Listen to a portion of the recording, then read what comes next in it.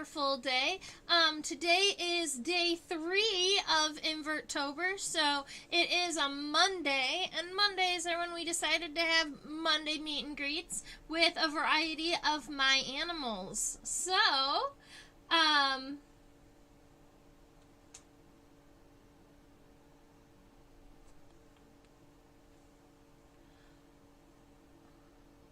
no, Deb!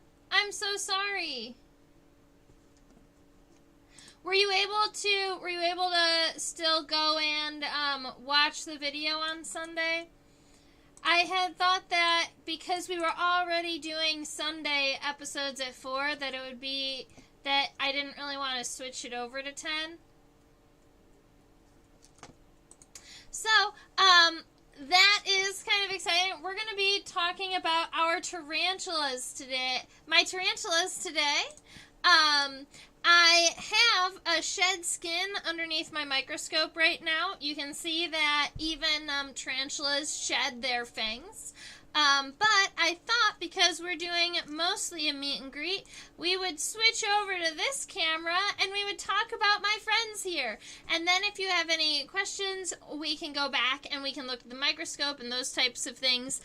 Yes, this is a live camera feed of my friend here. Yes, she is alive. Yes, she is alive. She is just a little bit tired right now. She might get a little bit more active closing in on the end of the session. We'll see how she's feeling. I will watch Sundays later tonight or tomorrow. I didn't read too carefully. All right. Well, I did finally, today I did get all of the live streams into the John Law's calendar. So if you wanted to look into any of the sessions, they are there. And admittedly, Deb, I believe there's a chance I'm going to the Pennsylvania Renaissance Festival next Sunday. So I might be changing next Sunday's session to 7 p.m. instead of 4 because I might be at the Renaissance Festival during that time. Yes! So our friend here is super cute and floofy. So we're going to say this is a tarantula, but we're going to say this is a tarantula from the American Southwest. A lot of people will call them a Tucson blonde tarantula. Because they have those really beautiful blonde colors and they're native to the American Southwest. This tarantula in particular can be found in Arizona and New Mexico.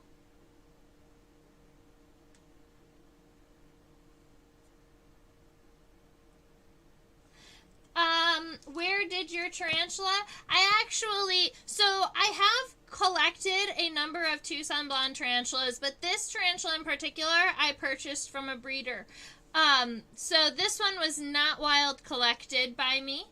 There are some things that we can see about our friend here. So she is a Tucson blonde tarantula. Her genus is going to be a Phonopelma. Now, with a Phonopelma species, there's somewhere in the 11 to 13 species of a Phonopelma in the American Southwest. And there was a taxonomist, a scientist who organizes the individuals, right? There was a taxonomist who went through and identified and did genetic testing on the Phonopelma species. But when someone tells me they know exactly what species an Phonopelma is, I generally just don't believe them because they are so hard to identify, and I haven't seen literature on how to separate those individual species. So that's where my friend came from, what her name is. Now, I haven't given her a name yet. She's just my Tucson blonde. Maybe one of these days we'll give her a name. Now, there are a couple of things that we know about tarantulas just by looking at them, right? They've got 2 body segments rather than the 3 that we normally are talking about with insects.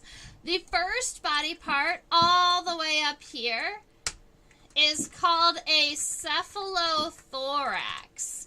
So, cephalo is actually the, cephalo is the root for head, and then thorax is that middle body part. So when we're talking about the first body part of a tarantula, it has the head, meaning it has the mouth and the eyes, and all of the legs.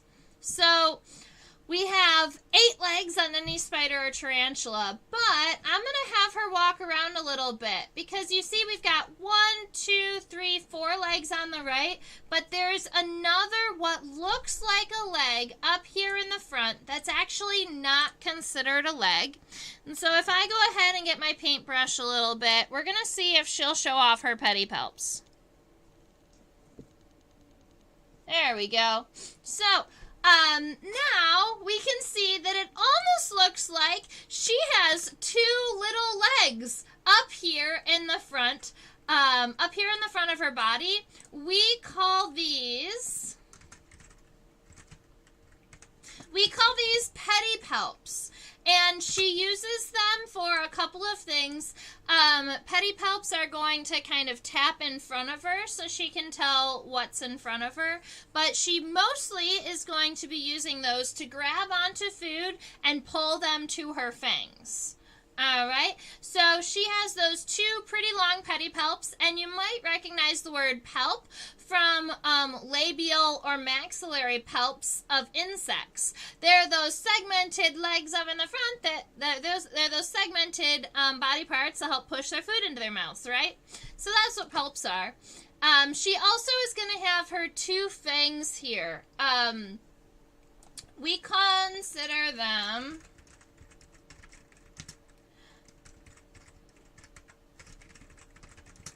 Give me 2 seconds. I wanted to look up and make sure I was correct.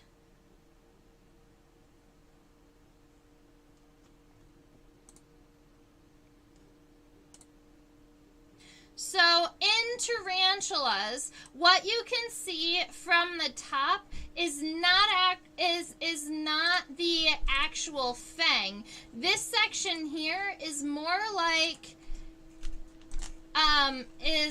you can imagine it maybe like the tarantula's gums, and those are called the chelicerae. And they hold on to the fangs. So on the top, you can see the chelicerae. But if we were to flip our specimen over, I'm not going to flip our friend over here because that would scare her too much. But I flipped over our microscope tarantula's exoskeleton already, and we can see that the fangs here, these shiny parts, are connected up here to the top to that almost gum-like piece, and that's the chelicerae right there. So, we have, she is going to have 8 legs and 2 pedipalps. And sometimes when I'm working with students and I'm working with children, I'll actually have them count the legs. And sometimes they'll accidentally count the pedipalps because they look so much like legs. And then we have to think it through because we all already know that tarantulas have 8 legs. So why are we counting 10? We like to have that conversation with the children's. Our friend here does have 8 eyes. All 8 of her eyes are right here in the top of her cephalothorax. They're settled on kind of like a mound. It goes in this direction, and then she's got 4 eyes on this side of the hill and 4 eyes on the other side of the hill. So she can look to her left and her right, but mostly those eyes are pointed up. And that's because her number 1 predators are going to approach her from above generally. Alright, so she'll be able to see if there is, she'll be able to see if, for instance, there's a tarantula hawk wasp flying over above. Another thing they're very sensitive to is if you're holding a tarantula, you want to make sure you don't actually breathe on them. Because if you do, you end up they end up getting really scared because they think that you're gonna eat them, right? They feel the breath of a mammal, so obviously they would be scared about that.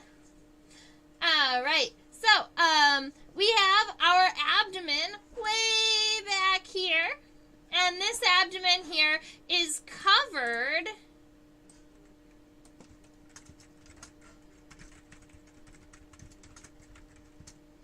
in something that we call urdicating hairs. And I believe you plant people out there also know the word urdicate. Does anyone out there want to share with us? I believe one of you plant people will know the word urdicate.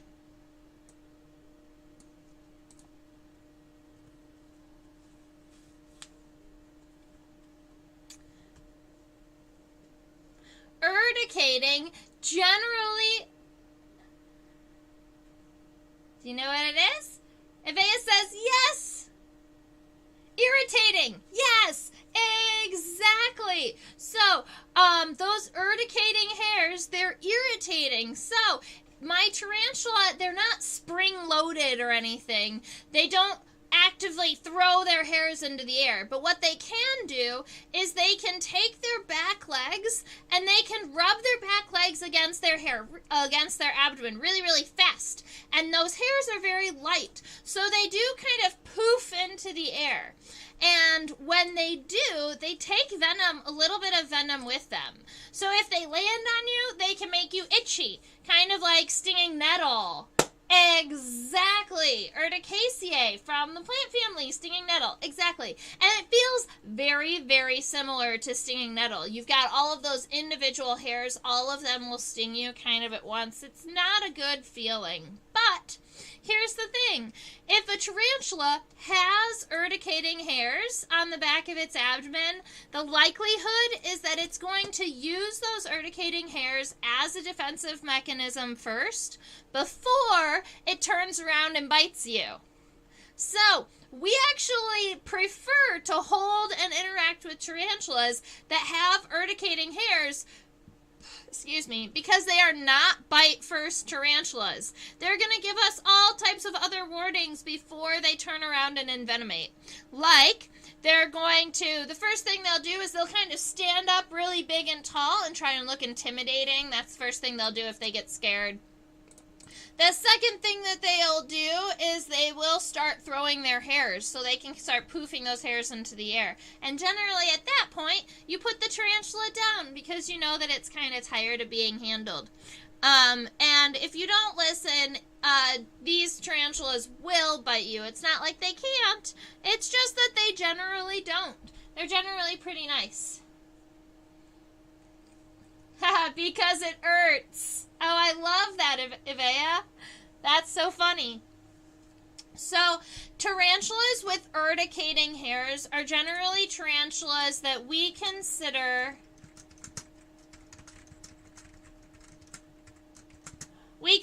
tarantulas, we call them New World tarantulas versus Old World tarantulas. And a New World tarantula is any tarantula that is native to North America or South America. And these tarantulas can be very large. I mean, the bird-eating tarantula in Brazil can be as large as a dinner plate, but they still have those urticating hairs, so they're still less dangerous than what we would consider Old World tarantulas. Now, Old World tarantulas are going to be native to areas like Asia and Africa and Australia, and they're generally considered a little more dangerous. At least they have stronger venom because they don't have urticating hairs. So they don't have that extra bonus layer of protection. They just have very strong venom. And sometimes we talk about adaptation points, kind of like where animals have spent their time and energy changing and adapting to their environments. Old World tarantulas have very strong venom to help protect themselves and as a defensive mechanism. So there we go. Let's see. So we got to talk about her abdomen, her legs, her movement. Let's see. Let's do this.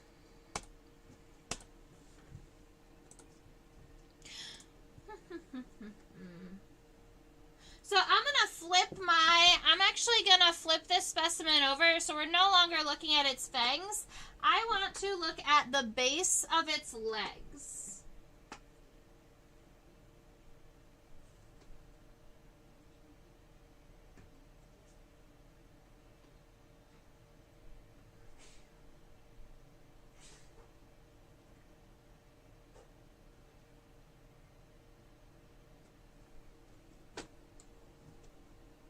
Alright, so when tarantulas shed their exoskeleton, this is a process that is very dangerous for them. It's a time period when they are very, very fragile. Alright, a tarantula will flip itself over completely so that its legs are in the air and its head is against the ground, right? And sometimes people, when they see a tarantula shedding or molting, if you see a tarantula shedding or molting, sometimes people even think that that tarantula is injured or that it's dead. And so when you're a tarantula owner, you got to make sure that you give your tarantula time to molt. So he flips himself all the way over. And there's a reason. So they're going to take this top cap of their body, this one right here. It's right here if you see the top of our cephalothorax. It is called the carapace. This is called the carapace, and it's kind of just the cap or the top of the cephalothorax. If we were to zoom in right about here, we would see that it is see-through or clear where the eyes are. And then if you look past it, you can see the inside of the tarantula molt. This is the inside of the tarantula exoskeleton. So you can see these holes are where the legs used to be and kind of where the legs slid out. And these are the chelicerae and then where the fangs slid out of. All right, so something interesting about tarantulas and their movement system. Tarantulas, when they're walking around, they have muscles that they use to bring their legs into their body, but they don't have any muscles to push their legs back out. All right, so their muscles all curl in, and they don't have any muscles to hold their legs out. And so you wonder, then how do they walk, ever? And so the thing is that tarantulas actually have a partially hydraulic movement system. So they are actually using their body fluid to expand their legs, and then using a muscle to contract their legs. All right, so as they're walking and moving around, their the little pumps inside of their body at the base of all of their legs are pushing body fluid into the legs so that the tarantula has the ability to walk. Now, we can even take this one step further. If you've ever seen, this is the same type of movement for many spiders. If you've ever seen a spider and it's passed away, you'll notice that that spider's legs are all curled in really, really tight rather than being open and spread. Well, that's because as a tarantula is passing away or as it's desiccating or drying out, the muscles take over and they close their legs because they don't have any more body fluid to help keep them expanded. And that is one of the many reasons why we don't, she's going to head on back. That's one of the many reasons why we don't pin spiders and tarantulas rather than keeping them in alcohol after they pass. Our friend seems to want to go on back home. I think that the light, she's finally decided that the light was just a little bit too bright for her. But that's okay because we have another tarantula to meet. So that this previous tarantula, this was an Aphonopelma from the American Southwest, so she was native to the U.S. The next tarantula is not native to North America, but South America. I do not personally have any Old World tarantulas to share with you today. I have had Old World tarantulas in the past, but as it is right now, that is not the case. I just have animals that are New World because their goal is to get used to being handled and interacted with so that people can see them and get to know them and love them like I do. All right. Hi, little friend here. Now, she is so fluffy. I can't even tell you. So, this is our friend, the curly hair tarantula. She is native to South America. She is a tarantula that really likes to dig into the ground. Very similar to the Aphonopelma in that way. They both like to kind of dig down into the ground. They do lay silk. My curly hair tarantula, her spinnerets are really obvious. So if we look all the way at the back of her abdomen, right about here, you can see those two little black, they almost look like fingers coming out of her abdomen back here. Those are called her spinnerets. And that's where her silk comes from. And our Tarantula Silk, our curly hair silk, is not meant to, it's not meant to catch prey. It's more meant to be structural. So I'll show you this. This is a small piece of the environment that she has in there, and there is little bits of silk that are holding all of these pieces of dirt and sticks and twigs together. She has a very thick mat. Let's see, right about here. She has a pretty thick mat of sediment, of substrate, that's all kind of silked together. All right. And that is what a lot of what she's going to be doing with her silk. When she makes a burrow, she's going to take her spinnerets and she's going to take her silk and she's going to kind of silk the entire inside of her home.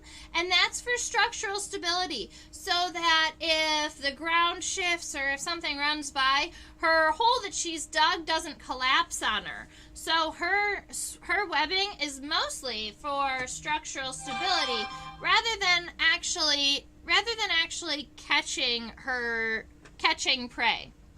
Although every now and again she will use her she'll kind of continue her silk out over the edge of her burrow, and she'll have almost like a little doormat. And she can use that to feel the vibrations. So, if there is a cricket or a cockroach or a cute little beetle that's walking by her home and she's hungry, she can jump out and grab the food and scurry back into her burrow. Now, as a tarantula that spends pretty much all of her time in her burrow, she is not going to be out in the world traveling ever. Female tarantulas like her are going to spend all of their times kind of hiding in their burrow, and they are sit and wait predators. So they just sit and wait for food to come to them. And these tarantulas are okay. They're completely fine with not, they can survive for months without being fed at all. You know, they can survive for months without any food out in the wild. That's what they do. They sit and they wait for food to come by. Now, obviously, in captivity, we feed her weekly, so that she stays happy and healthy. But you want to make sure you don't overfeed tarantulas, because that's really easy to do. It's really easy to overfeed them, because they will just keep eating, because they don't know when the food is going to slow down. So while there is lots of food, they will just keep eating and eating and eating, and they don't really stop. You can have an overweight or an obese tarantula. And so the goal is not to have that. So she is a beautiful curly-haired tarantula. Her hair is long and fluffy, as you can tell. Over the course of time, we do have to train tarantulas to be handleable. And my tarantulas are still kind of working on it. I'm not really comfortable with people other than me holding them. And when they're in the terrarium, it's a little easier for me to live stream with them anyway. It's kind of difficult to hold and share, but this way you can see right above them. Now, something that you do with tarantulas... Yeah, see, she's a little jumpy still. Something that you do with tarantulas to kind of get them used to being handled and interacted with is you very, very lightly use a paintbrush on their legs, just so that they get used to being interacted or used to being touched, without any worry about injury, right? So you just kind of pet them very gently with the paintbrush, and then you see how they react. And over the course of time, they'll get used to being touched. They'll get more used to being interacted with. It's okay, baby. I scared her a little bit. So, do we have questions about tarantulas? I'm curious what you ladies and gentlemen are thinking. I can continue kind of spouting tarantula facts, but I was hoping to keep this a little interactive. So if you do have a question, or if you were thinking about owning a tarantula, or if you have a pet tarantula, you can share about that too.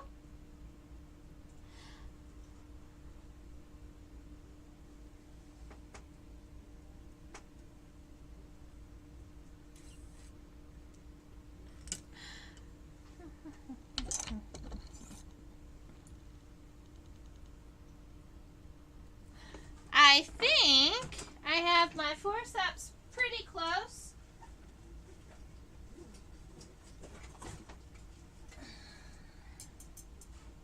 I do. So I ran out of superworms recently, and I normally feed my tarantulas superworms rather than mealworms, but I think that she'll be happy to take a mealworm also. So,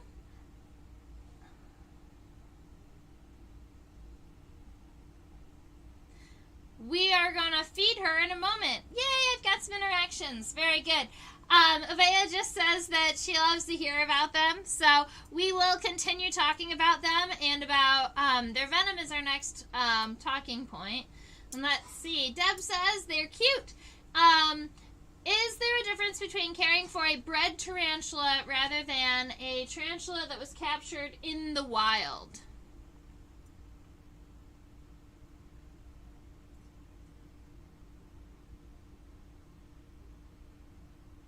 Not that I can think of. So the care for a tarantula, whether it is bred in captivity versus caught in the wild, is going to be very similar if they're the same species, right? So for curly hair tarantulas, its substrate right now just looks a little bit dry, but that's just because of the lighting happening here.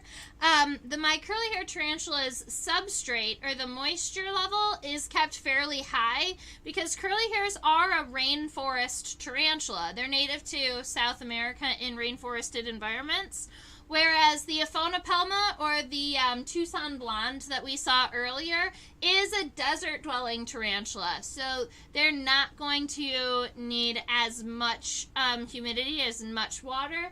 But we still like to keep them both higher. But the curly hair gets more water because she's a rainforest tarantula. Now, I think that the curly hair will take this...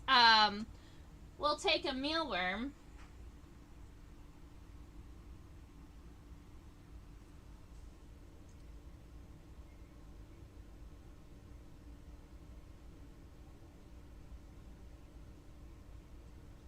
Unless she's a little...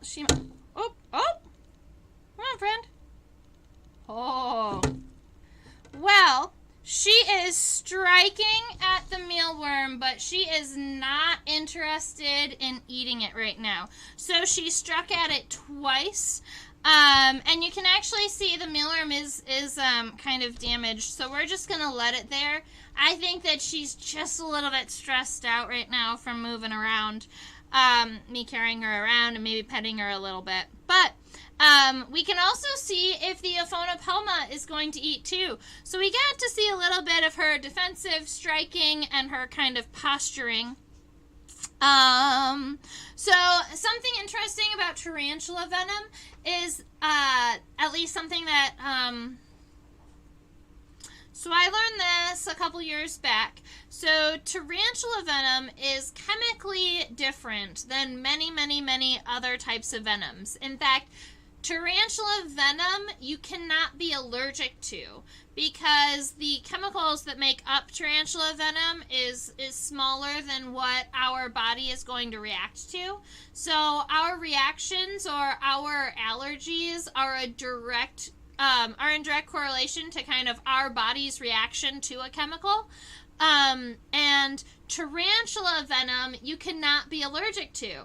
So, if you are thinking about deadly animals out there in the planet, you can think about scorpions, you can think about snakes, you can think about a handful of species of spiders, but never in the history of the planet has any tarantula killed a human being. Tarantulas do not have the strength in their venom to kill a human being. Do they eat crickets too? Yes! Tarantulas are going to also eat crickets. I feed my tarantulas mostly superworms and mealworms because crickets can also nibble on tarantulas. So, right after a tarantula molts, the exoskeleton is very, very soft. We talked about that earlier when we were looking at the tarantula fangs on the shed skin. The tarantula fangs shed, they molt. But right after a tarantula molts, they're super, super, super soft. And if you look at their fangs are actually pitch white. All right, and that's because they're not hardened yet. And so when a tarantula is coming out of its old exoskeleton, it needs to be really soft. It needs to be really mobile. It's almost even a little wet. And then it'll start kind of pulling air into its body and kind of actively blowing up its body a little bit, kind of moving its blood flow around. And it's trying to expand its body as large as it can before it dries out or before it finishes. The word of the day is scleritizing. To scleritize is the process of the exoskeleton hardening and darkening after an animal sheds its exoskeleton. So those fangs will start white, and over the course of a couple of hours, will go from white to completely pitch black. And that's when you know that the tarantula's exoskeleton is back to being super strong and it can feed again. So I even will sometimes, you're not supposed to feed a tarantula for about 7 days after they shed their exoskeleton, just to make sure that they are ready to take down prey animals. Because if you don't, those crickets, they will come up to your tarantula and they'll nibble on them. And tarantula's blood is not like human blood in the way of like clotting or scabbing. So tarantulas are not going to be able to make their own scabs. So if they even if they get a very small puncture wound or a small wound on their leg, they could bleed out, unfortunately, because they're not going to be able to create those scabs. All right, so our curly hair tarantula was not too interested in eating. I'm going to put her home back together just a little bit. I'm curious if our Aphonopelma, the Tucson blonde, will take a mealworm.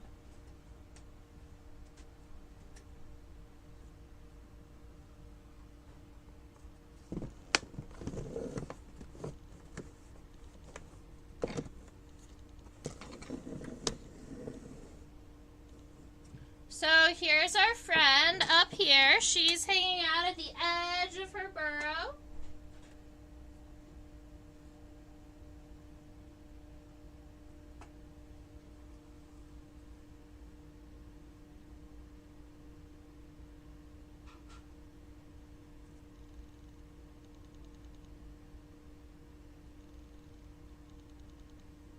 Nope, she's running.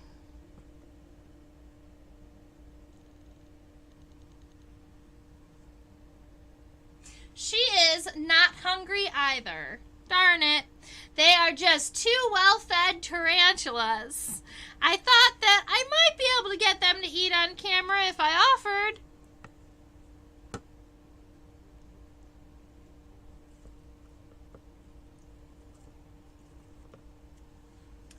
Alas, she is not hungry at the moment.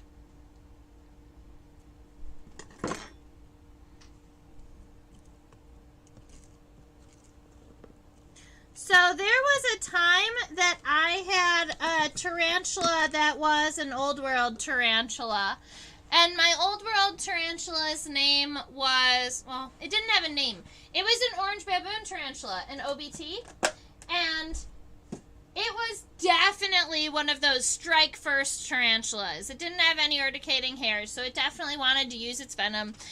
And it would strike water. Whenever I would water its terrarium, it would come out of its burrow angry, super hot, and it would just start striking at the stream of water. Not a happy tarantula. All right, so it is about 10:40. I thought that maybe the meet and greets and these other live streams may not be as long as some of my insect illustration classes are. So I hope that we are all enjoying chatting about tarantulas and meeting the live tarantulas. I have one other individual, but she's not coming to the live stream today because her terrarium was just too large to bring down the stairs, admittedly. So we might see her when we're meeting the chinchillas. All right, so let's see. We got to talk about that. Ooh, the only thing I really wanted to do was I wanted to zoom in on the front of this cephalothorax.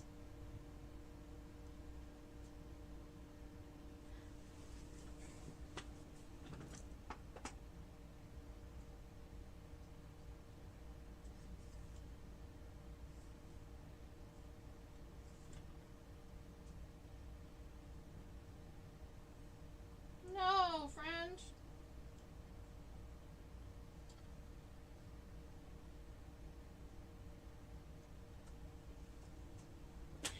Alright, so this is the front of the carapace. This is the front of the carapace of a tarantula that I had previously. And so if you look right along here, those are actually the eye spots. So when the tarantula molts its exoskeleton, it does have a piece of exoskeleton that's clear that goes over the eyes. So you see these holes here? That is where the eyes would have seen through.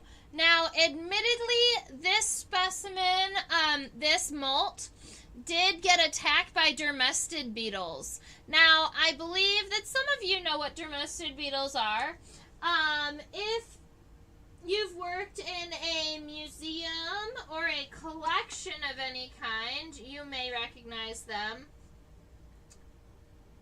Dermastered beetles like to feed on dead insects. So they feed on the old exoskeletons. And a lot of times they'll leave their shed skins behind. So if you notice this little stripy guy here, and maybe this little stripy guy over there, those are actually not part of the tarantula's exoskeleton. Those are actually... This one's alive!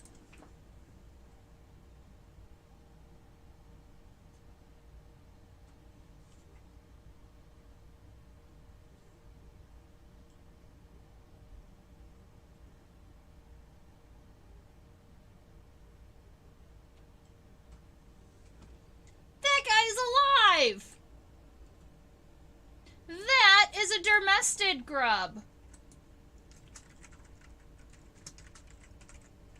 So that is a baby beetle, and it is crawling around, and it's eating my shed skin. So that's no good, because it's creating all types of damage, and we don't want him here. So our tarantula molt and everything else that was in that tray is going to be going into the freezer tonight to kill off these friends here. They are not allowed. Look at how cool he is walking around, though. Alright, so that's a surprise. I did not expect to find a live dermasted on this shed skin. Cool. So, a little bit about dermasted beetles.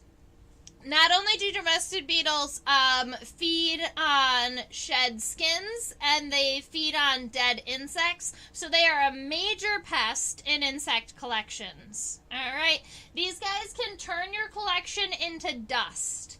It's no good, and my first collection went the way of their dermasted, and I cried. So, you gotta make sure to protect them from these guys. Even though they're also cetos. They're so fluffy. But museum workers will also know what dermasted beetles are, because dermasteds are the beetles that museums use to clean their skeletons. So if you ever have seen a beautiful white skeleton in a museum somewhere, it was likely cleaned by these little friends here. They're going to eat all of the extra sinew on the bones, any of the extra muscles and like cartilage and stuff that stays connected, and they're going to clean the bones.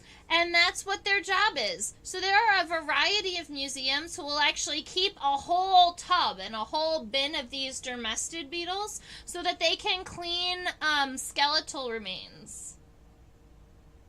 Yes!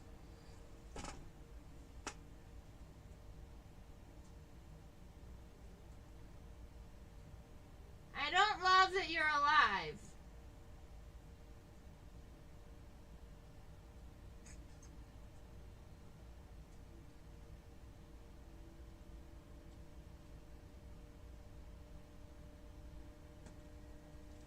Don't eat my fang.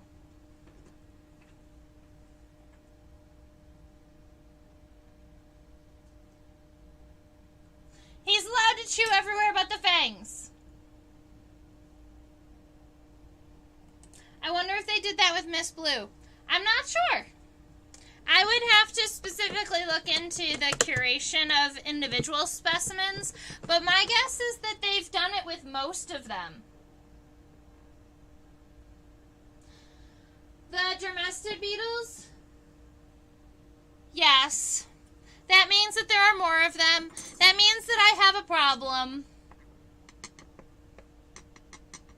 That means that all of my specimens that are outside of my drawers right now need to get put back into the drawers so that they can stay happy and healthy specimens and not get attacked by these beetles.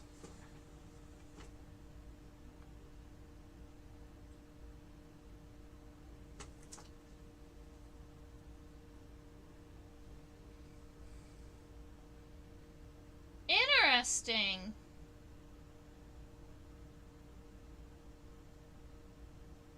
I don't know if I've ever seen a tarantula do push-ups. I know that tarantulas kind of push up and get really tall when they're trying to actively defend themselves or kind of make themselves look really big. But if it was going up and down, that is kind of interesting. There are tarantulas that do mating dances. The males will a lot of times dance for the females, or they'll like tap dance on, you know how I mentioned earlier that sometimes tarantulas, the females will kind of like leave a front porch or like a little bit of webbing over the edge of their home. The males will go to that edge and they'll essentially tap dance on their front door. So that the female knows that it's a male coming to mate and not food walking across rocking across. Although a lot of times the females eat the males anyway. Now, my tarantulas, if they are both female, the Aphonopelma and the curly hair are going to live 25 to 30 years. Whereas if they're male, they would only live about 12 to 14. So a lot of times females' lifespan in tarantulas is 3 times the length of the lifespan of a female.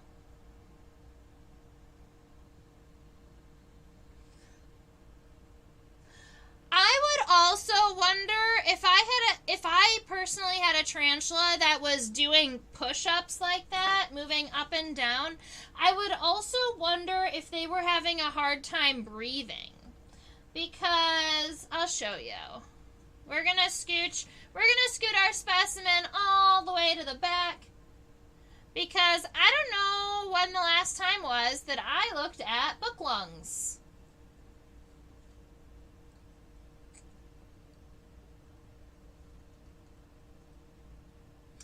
So they don't look like much from the bottom. I wonder if they'll be more...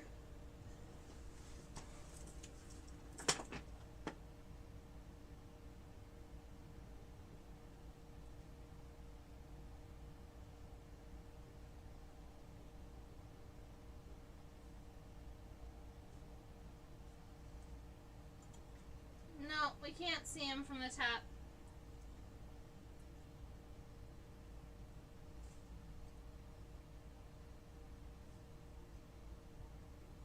Alright, so this is where they're going to be. You can kind of see 1, 2, 3, and then the fourth one would be on the other side. There are these kind of lighter spots back here. This is how tarantulas breathe. So, I have a book here, and this book has many, many, many pages in it. And if I was to kind of flip open the pages so that the pages were kind of all sitting a little bit more open, kind of like this, that's how a tarantula's lungs look like. And this is why we call them book lungs. Because the oxygen will go up into these individual pages, and then it will dissolve and move throughout the body. So I'm not sure exactly how the movement of oxygen works throughout the body of a tarantula, but I do know that the oxygen pickup system is in something called a book lung that looks like this, where the oxygen can go up individual pages. It creates a lot of surface area, kind of like how our lungs need a lot of surface area to be able to uptake oxygen and put it into our blood. Tarantulas also need to do that. So if I had a tarantula that was pushing up and down, I would almost be worried that I was maybe keeping the tarantula's terrarium too moist, and that maybe it was having a hard time breathing. Are Darkling beetles Dermastered beetles? No. Darkling beetles and Dermastered beetles are 2 different types of beetles, and actually I have both of them with me. So what we were already seeing earlier, that was the Dermastered beetle that was walking around.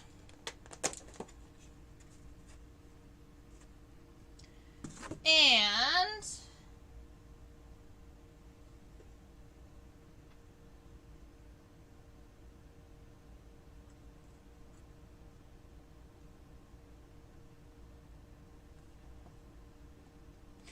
this is a Darkling beetle grub.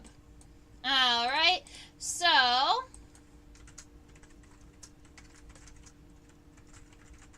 this is a Darkling beetle grub. Darkling beetles are is an entire family of beetles. So superworms and mealworms, even though they're 2 different species, are both Darkling beetles.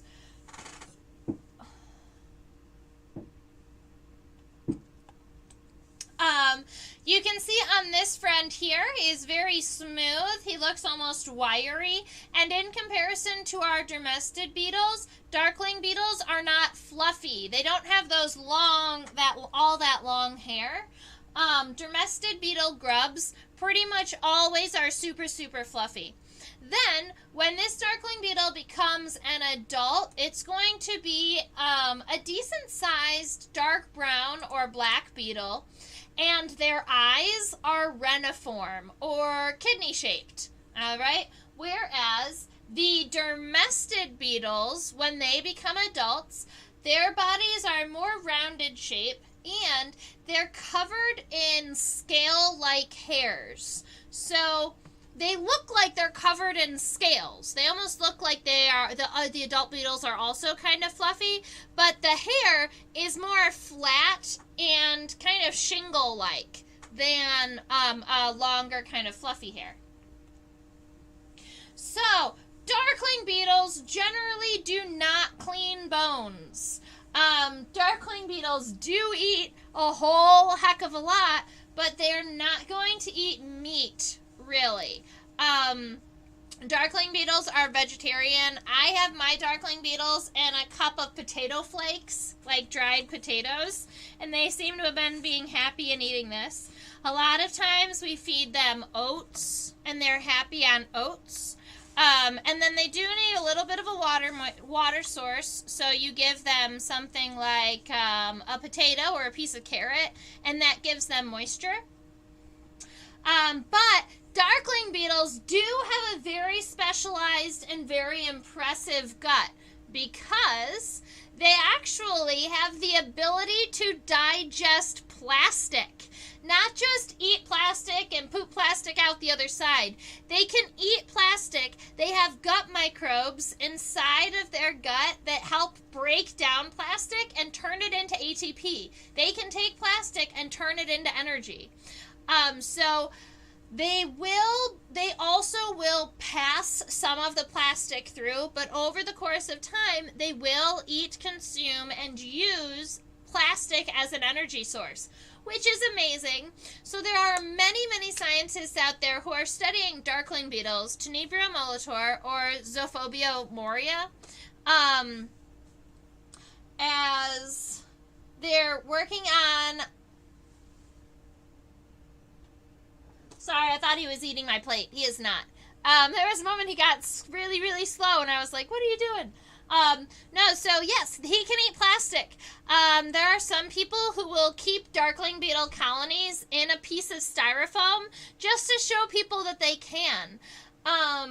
And this is something that scientists are still working on because we would love to know the exact microbiome that helps break down plastic like that. That would be groundbreaking. But Darkling beetles have so many gut microbes inside of their stomachs that it takes a long time to break down every single individual gut microbe and then determine which ones are doing the process. And the likelihood is it's not just one, that it's a series of gut microbes that help break down the plastic. And we don't know how to do it yet. But this friend does. Like, if we could get rid of a plastic crisis, that would be amazing. And these guys have the ability to share that with us if they just tell us how they break down plastic. We created something that we don't know how to get rid of. That's no good. All right, so our Tarantula Day also turned into a Beetle Day, and that is fine. So thank you, Amanda, for your questions today about the beetles, too. That's super appreciated. All right, we are closing in on the 11 o'clock hour. That's kind of when I figured we would say goodbye for the night because we are doing this every single day of October. So if you've been having fun and enjoying this, come back tomorrow at the same time, 10 p.m. Eastern, 7 p.m. Pacific, to join us as tomorrow is Tuesday, and I thought that we would do Tuesday Tarot. So there is, here, I'll show you really quick. I'll give you a short introduction to what we might be doing tomorrow. So we're going to turn on my table camera. So I have been in the process of, and I didn't tell you ladies and gentlemen yet, I have been in the process of sketching and designing tarot cards that were all insect themed. And I hadn't mentioned them yet because they are not done. But then when I realized that number one, we're doing like an October kind of spooky month, and number two, it's all about inverts, it would be the perfect time to kind of start showing off some of these cards I've sketched. That's the only one we're redoing. That we're gonna start kind of showing off some of the cards that we've sketched and talking about the super unique insects that are sketched on them. Like this is a Blepharocerid, and it's super interesting because it's a grub that actually suction cups itself to the rocks in waterfalls. And I thought that he would be the devil because he's kind of like he's like really connected to something that might be dangerous for him. And the high priestess is a Luna moth, obviously. And so we'll be, going through, and because it's Inktober, I figured that we would go through and kind of ink sketch and finalize some of these lines and some of the invertebrates, and we could talk about a little bit about symbology because it's kind of fun. This one is one of my favorites. This is the Hermit, and he's a Helicocycade. He's a type of caddisfly that makes a home out of little rocks, and he makes his home look like a snail shell. And so I thought that he would be really cute to like kind of carry a lamp around as a little hermit, and he walks around like with his home, I thought that was kind of fun. So, the hanged man, obviously, a parasitized tobacco hornworm. So, some of them are still in the process. Some of them are closer to being done. We've got, there's something like 75 cards in the tarot deck. So, I've got most of them sketched, and then we'll be going through them and talking about them and seeing what's up. Yes. So tomorrow, that's what we're doing. Tomorrow we're going to be going through some tarot cards. We're going to be inking them and talking about symbology and insects and kind of how I see them and how they interact with the world. I don't know. I thought it would be a lot of fun. So I hope that you all join me for that. Oh, wait. This is the wrong one. This one. Yes. All right, so I hope that you all joined me for that. And I decided to switch my background into kind of like a firefly background because we're we're in October and we're doing all types of awesome things. So I thought something kind of darker, October-y, spookier. So, ladies and gentlemen, we're closing it up for the night, but as always, I like to give a shout out to my classes on OutSchool. Those are classes for students ages 5 to 8, 9 to 12. So if you have a young person in your life that wants to talk about bugs with all of the other bug lovers, send them in my direction, and we will talk about bugs until they just love bugs even more. We have so much fun talking about them, and we get all types of good reviews, and the students also really love interacting and sharing their bug stories with each other, too. So, sign up for a class, and your students will have kind of built-in bug friends. Up there, that's your reminder to subscribe to my YouTube channel. I believe all of you are subscribed, but if you are not, go ahead and hit the subscribe button. You can hit the little notification bell so that you know when we're going live every day of October. Right there is where you can send me a small tip there if you would like. If you want to help me feed my tarantulas, I'm going to pick up more superworms tomorrow. You can go ahead and drop me a couple dollars. That would be super appreciated.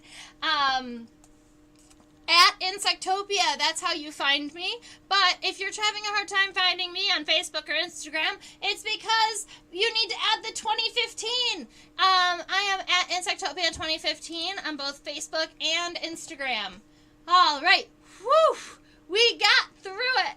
So, I super appreciate everybody hanging out with me today, asking all of the questions about tarantulas. Tomorrow we're doing tarot cards, and next Monday we'll be doing scorpions. So I'll be bringing my Asian rainforest scorpion, and we'll be chatting and talking about that.